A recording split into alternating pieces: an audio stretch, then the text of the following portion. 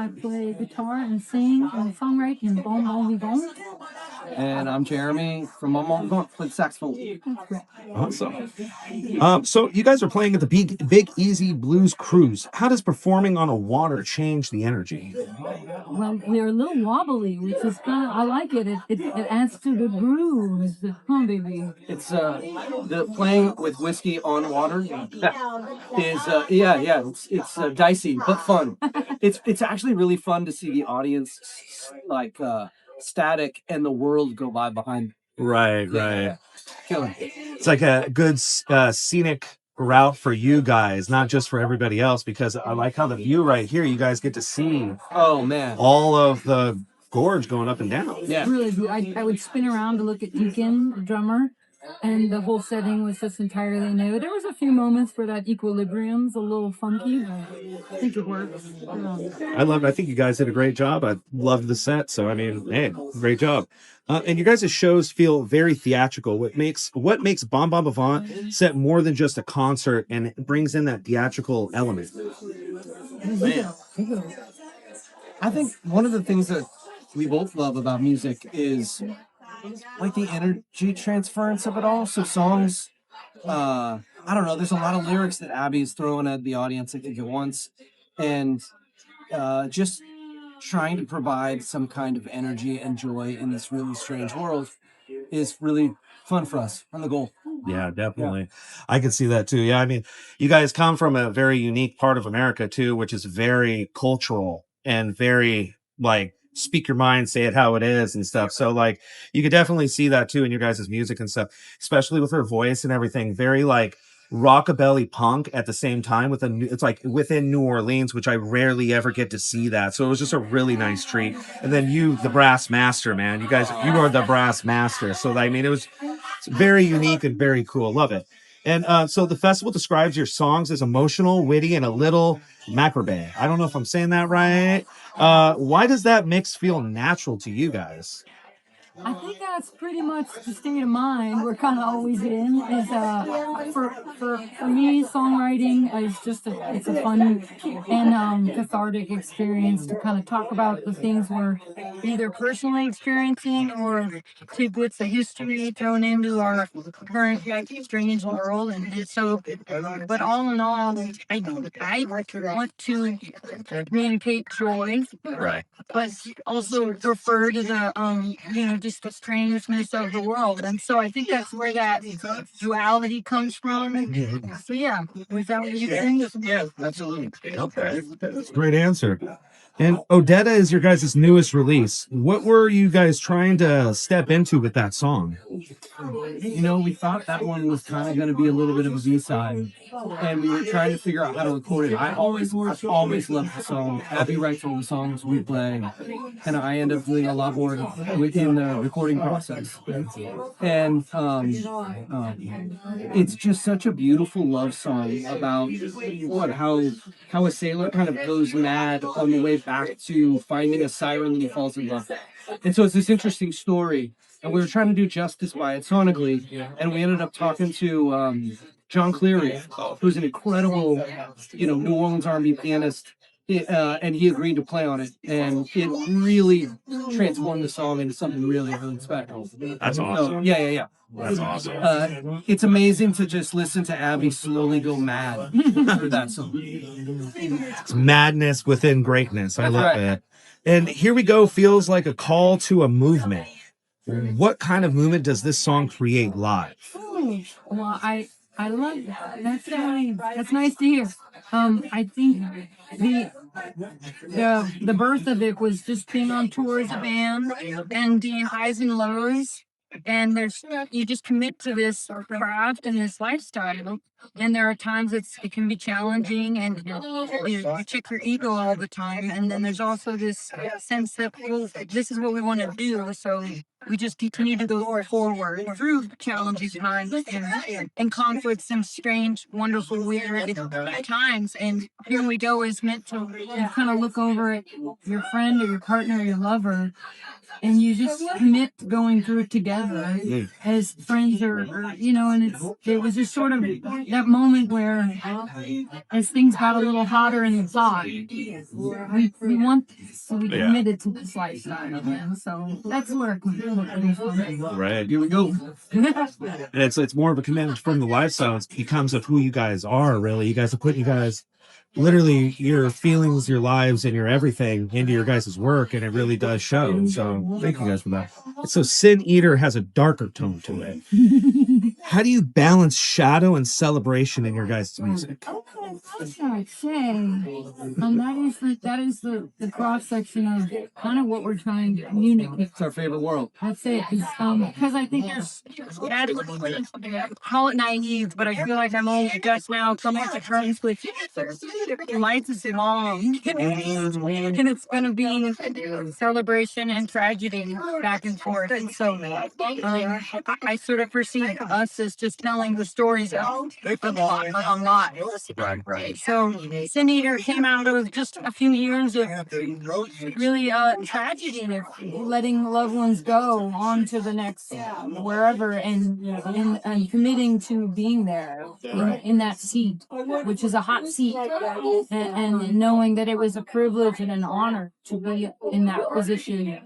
And then we get to sing happy songs, you know? Yeah. I mean, it is really interesting to like ride along with someone as they leave the world, and the beauty that you can experience with them, and also the horrible tragedy. And I think one of the things that is a big theme in your music, or your songs, are like how complicated the mix of feelings are that we all feel as we kind of walk around life. Definitely. And I mean, as musicians too, you guys, like with the loss and tragedy of things like that, you guys definitely have to experience in the music industry friends that you make even months prior that end up becoming, you know, tragically gone and everything. Whether it be by natural causes or not, it's still traumatic in its own way. And you guys have to roll through that even while on tour. Yeah. You know what I mean? And that's that kind of life that's a lot of people really don't realize. So I really like that you guys brought that up. So New Orleans is such a strong part of your guys' sound, like really strong part of your guys' sound. What do you hope Portland feels from that spirit? Well, I really think Portland has a lot of chemical makeup of New Orleans. And I think the thing that we love about bringing that bit with us, and what I want people to get, is this like disregard for what they appear, or no one cares if you look funny when you dance. Just do you. I think that's the freedom of living in New Orleans, is it really is like very open-minded place. Yeah. It's kind of like we don't care. It's like not even endorsement, just like whatever. And I think that if we should communicate that, that would be an honor to bring that with us. In New Orleans, they're just like whatever you want to do. We're all human. Yeah, we are. And we're all awkward, weird on the inside.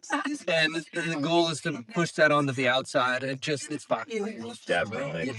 Well, I like that you guys are keeping Portland weird coming through from New Orleans. You know what I mean? Portland's awesome. Are you kidding me? It's got that little grit to it. A little dark twang. You know what I mean? Like we got that old school darkness. It's not really that far in anymore nowadays, but you still feel it when you come through old buildings and everything. Oh yeah. Plenty of folks died here trying to make it's unbelievable.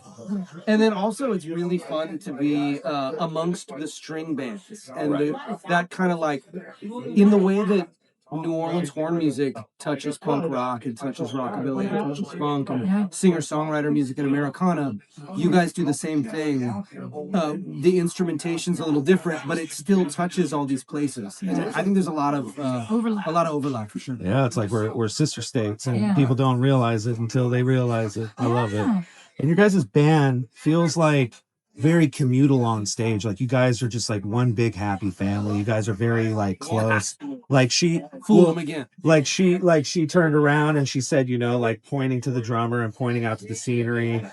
I saw you with the bass player, and even with your wife and everything. You guys feel like a very tight knit family. how does that energy shape the performance? I think that I come from a big family, a big musical family, and my idea early on was just like, how do we extend this into playing in a band? And then we can be a big band family. And with all that entails is what I've learned over 13 years of being in a band is like it is a family, and I just want it to feel natural, Right. and communicative with each other. And if we're doing it on stage, then it's authentic. And I think authenticity communicates somewhere to each person. At least I hope so. I totally agree. Well said. Well said. I mean, Yeah, definitely well said. And I mean, I saw people breaking away from downstairs from their partners to come up here and everything because downstairs is the ADA area. It's really hard to bring people from ADA up here into the mid and on the top deck. But I saw a lot of their spouses coming up here to break away from them to come see you guys. So I mean, like, I'm just saying. and all the bands were killer too. All the bands are killer, obviously, but we're here for Bon Bon Vivant. So Waterfront Blues Festival brings blues, soul, funk, roots, and just really all the New Orleans sounds together. Where do you guys feel Bon Bon Vivant fits in that bigger story? I think we definitely add I don't know, a different spin on the blues element that kind of happens here. There's a lot of like, I mean, Buddy Guy, great guitar bands, great blues guitar, just like a lot of that. And we end up playing with a lot of those people because we touch on it a little bit. Right. And I don't know, add kind of a funky element. It's almost like adding the idea that we're all gonna die, so let's hang out for a while. Right. Yeah. Definitely. Yeah. Very New Orleansy too of that and stuff with like the celebrate. It's like almost Hispanic-y too, and the same thing like Dave the Deadish kind of thing. New Orleans is real big on celebrating the dead and everything. So I mean, I feel like that too. And like I said, like you guys have that. And like, well, you said it more than I, but it's like you guys have that Portland sound too. Like it's almost like you guys are from Portland. Like it's like you guys have grew up in New Orleans, came out to Portland. You're like, let's start a band and let's make it darker than any of this. But I loved it, and I think it's great, and I think it meshes great. And you guys do a great job. Well, so thank you for having us in your house. Yeah. Of course, thank you for coming in. And for someone who has never seen your guys' set and is just probably watching this interview or probably skipped through most of the interview and is catching this one question of the interview, what would you guys say is Bon Bon Vivant? Well, I like storytelling, and then we got horns. And I think if we were to, 3 words, it's like a horn dance party with dark storytelling in there. I mean, Bon Bon Vivant means to live well, or the art of life, Right. to be good at living.